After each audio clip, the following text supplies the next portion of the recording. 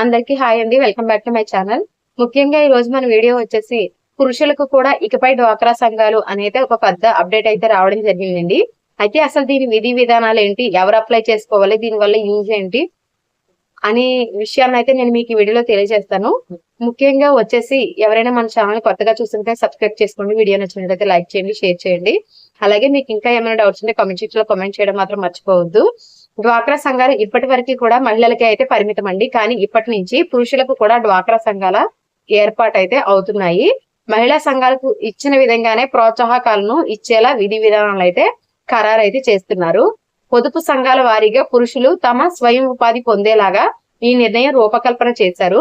ప్రస్తుతానికైతే రాష్ట్రంలో ప్రాథమికంగా రెండు చోట్ల అయితే పైలట్ ప్రాజెక్ట్ గా దీన్ని పెట్టనున్నారండి. ముఖ్యంగా వచ్చేసి విజయవాడ, విశాఖలో ఏప్రిల్లో అయితే ఈ పురుష డ్వాక్రా సంఘాలను అయితే ప్రారంభిస్తున్నారు.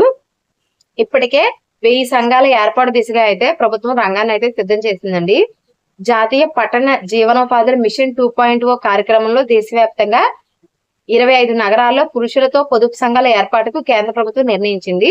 దీన్ని మొట్టమొదటిగా తీసుకుంది అయితే కేంద్ర ప్రభుత్వం అండి. అందులో మన రాష్ట్రం నుంచి ఈ 2 ఊర్లను అయితే సెలెక్ట్ చేశారు. ముఖ్యంగా ఫస్ట్ గా నగరాల్లో అయితే దీన్ని ప్రారంభిస్తున్నారు, తర్వాత గ్రామాల్లో అయితే దీన్ని ప్రారంభిస్తారండి. ఈ క్రమంలో తొలి విడతలో భాగంగా ఏపీలో విజయవాడ, విశాఖపట్నంలో పొదుపు సంఘాల ఏర్పాటు అయితే చేయనున్నారు.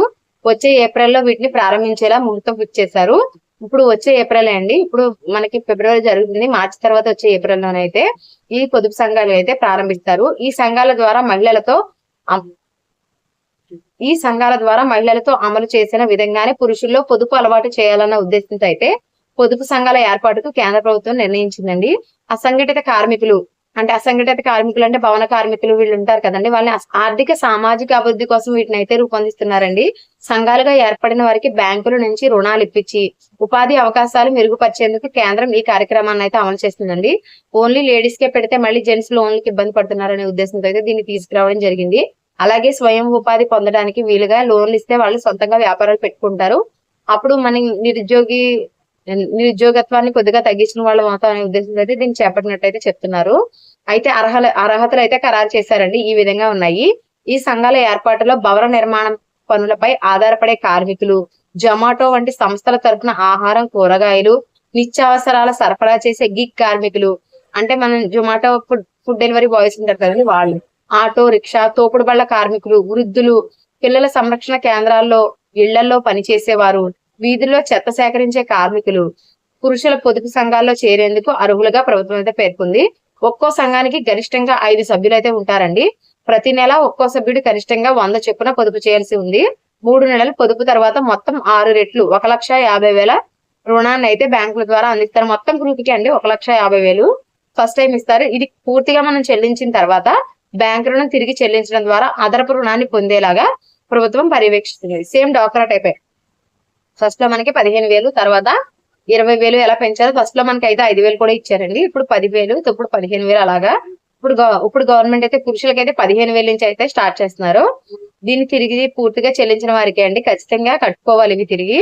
ఏపీలో అయితే దశల వారీగా ఈ కార్యక్రమాన్ని విస్తరించేందుకు కూటమి ప్రభుత్వం నిర్ణయించింది. 2వ విడతలో అయితే అనకాపల్లి, కాకినాడ, ఏలూరు, అంబేద్కర్ కోనసీమ, ఎన్టీఆర్, కృష్ణా, గుంటూరు, నెల్లూరు, తిరుపతి, కర్నూలు జిల్లాలో అయితే ఈ సంఘాలను అయితే ఏర్పాటు చేయనున్నారు. మొదటి విడత ఏప్రిల్ అండి. 2వ విడత అనేది ఇంకా డేట్ అయితే కన్ఫర్మ్ చేయలేదు మంత్ గానీ.